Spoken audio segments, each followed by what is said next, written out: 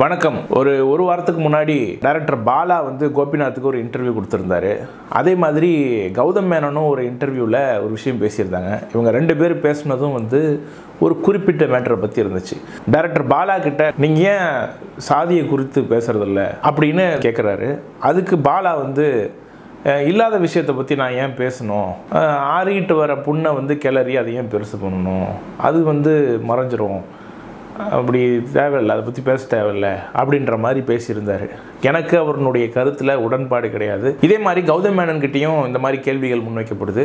நீங்கள் ஏன் கேஸ்ட் குறித்து எதுவும் உங்கள் படங்களில் வந்து பேசுகிறது கிடையாது அப்படின்னு கேட்டப்போ 70s 80s நடந்த மேட்டரை பற்றி பண்ணுறதுல எனக்கு உடன்பாடு கிடையாது. ஏன்னோ இது ஒரு ட்ரெண்டாக இப்போ பண்ணிகிட்டு இருக்கிறாங்க. பட் அந்த 70s 80s பீரியடில் இருக்கிற விஷயத்தை பற்றி பேசுகிறதுல எனக்கு இப்போ உடன்பாடு கிடையாது அப்படின்னு கௌதம் மேனன் சொல்கிறார். இவங்க ரெண்டு பேர்கிட்ட இருக்கிற ஒரு காமனான கேஸ்ட் பற்றிய பார்வை ஒன்று இருக்குது. இது இந்த பொது சமூகத்தில் இருக்கிற நிறையா பேருனுடைய பார்வையாகவும் இருக்குது. அதாவது சாதி கொடுமை, சாதி பாகுபாடு இதெல்லாம் வந்து இப்போ ப்ரெசண்ட்டில் இல்லை, பட் பாஸ்ட்டில் இருந்தது அப்படின்னு ஒத்துக்கிறாங்க. ஒரு விதத்தில் நம்ம அவங்களுக்கு தேங்க்ஸ் சொல்லணும், நன்றி சொல்லணும். ஏன்னா அட்லீஸ்ட் பாஸ்ட்டில் இருக்குது அப்படின்னு ஒத்துக்கிறாங்க பார்த்தீங்களா, அதுக்காகவாவது நம்ம நன்றி சொல்லணும். ஏன்னா பாஸ்ட்டில் இருக்குன்னு ஒத்துக்கவங்க கிட்ட கொஞ்சம் பேசணும்னு வைங்களேன், இப்போ ப்ரெசென்ட்டில் இருக்கிறதையும் கொஞ்சம் கன்வின்ஸ் பண்ணி பாருங்கள் இப்போவும் நடந்துகிட்ருக்கு அப்படின்னு சொல்லி புரிய வைக்கலாம். அந்த மாதிரியான ஒரு நோக்கத்தோடு தான் இந்த வீடியோவை நான் ரெக்கார்ட் பண்ணுறேன்.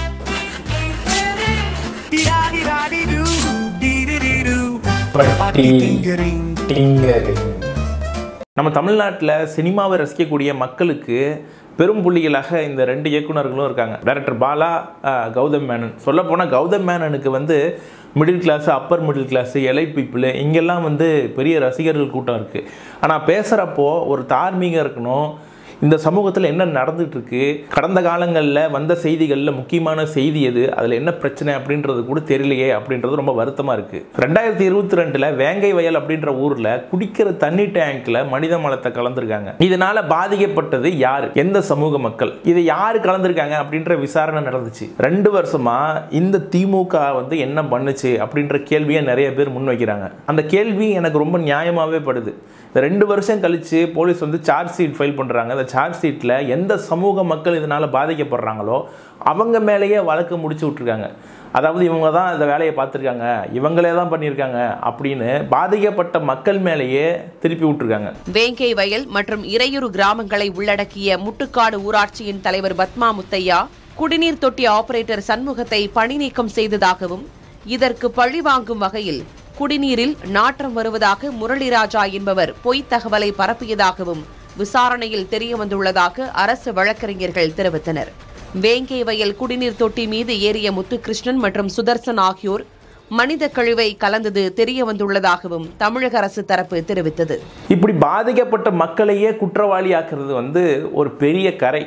இந்த திமுக ஆட்சியில் நிறையா நல்லது நடந்திருக்கு, அதெல்லாம் நடந்திருக்கு, இதெல்லாம் நடந்திருக்கு நம்ம விளம்பரப்படுத்தி பேசினாலும் இந்த மாதிரியான ஒரு விஷயம் திமுகவின் கரங்களில் எழுதப்பட்ட ஒரு வரலாற்று பிழையாக வரலாற்றில் பதிக்கப்படும். 2 வருஷம் கழித்து இந்த மாதிரியான குற்றம் நிகழ்கிறப்போ இது என்ன மாதிரியான குற்றம், இந்த குற்றத்தால் பாதிக்கப்படுறவங்க யார், இப்படி எந்த ஒரு அக்கறையும் இல்லாமல் ஒரு இன்வெஸ்டிகேஷன் நடந்தால் தான் இப்படி முடிக்கப்பட்டிருக்கும் ஒரு இன்வெஸ்டிகேஷன். இதே மாதிரி 2023 நாங்குநேரியில் சின்னத்துறை அப்படின்ற ஒரு ஸ்கூல் படிக்கிற பையனை அவனுடைய சக மாணவர்களே வீடு பூந்து தாக்கியிருக்காங்க, வெட்டியிருக்காங்க, அவங்களுடைய சகோதரியையும் தாக்கியிருக்காங்க. திருநெல்வேலி மாவட்டம் நாங்குநேரியைச் சேர்ந்த பட்டியலின பள்ளி மாணவனான சின்னதுரையை மாற்று சமூகத்தைச் சேர்ந்த சக மாணவர்கள் வீடு புகுந்து அரிவாளால் வெட்டினர்.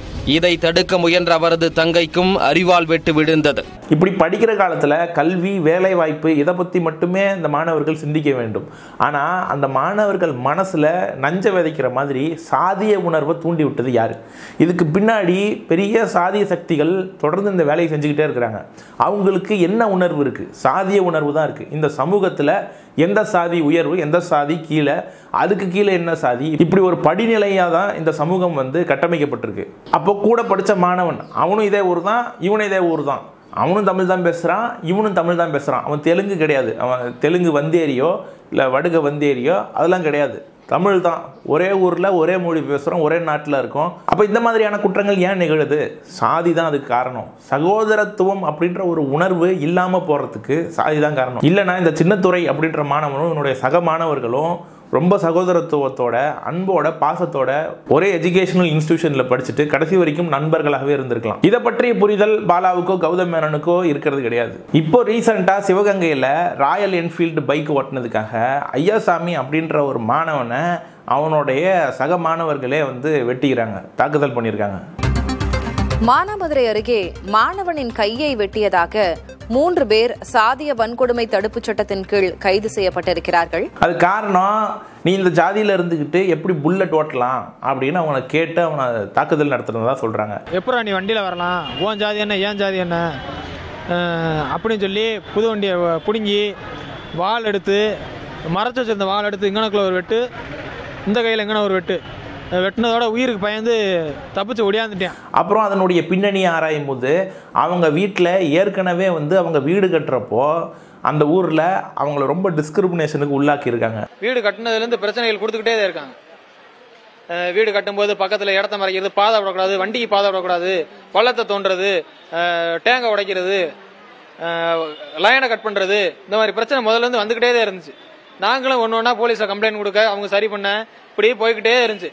போய்கிட்டே இருக்கும்போது இப்போ இவங்க ரொம்ப அடங்குறாங்க. இல்லை இப்போ புதுசாக வண்டி வாங்கணுன்னா வண்டியில் போகிற அளவுக்கு இங்கே பெரிய ஆள் ஆகிட்டாங்க அப்படின்னு சொல்லி என் தம்பி போனவனு நேற்று வெட்டி, நீலாம் என்னடா அப்படின்னு சாதியை சொல்லி புல்லட்டில் போகிற அப்படின்னு சொல்லி அவனை வெட்டி உயிருக்கு பயந்துக்கிட்டு வீட்டுக்கு ஓடியாந்துங்க. இந்த மாதிரி ஏகப்பட்ட சிக்கல்களை அவங்க ஏற்படுத்தியிருக்காங்க. இப்படிப்பட்ட சூழல்களில் தான் நிறையா கிராமங்களில் தாழ்த்தப்பட்டோர், பழங்குடியினர் இவங்கெல்லாம் வந்து இந்த மாதிரி டிஸ்கிரிமினேஷனுக்குள்ளார இருந்துக்கிட்டு இதிலிருந்து வெளியே வர்றதுக்கு போராடிட்டு இருக்கிறாங்க.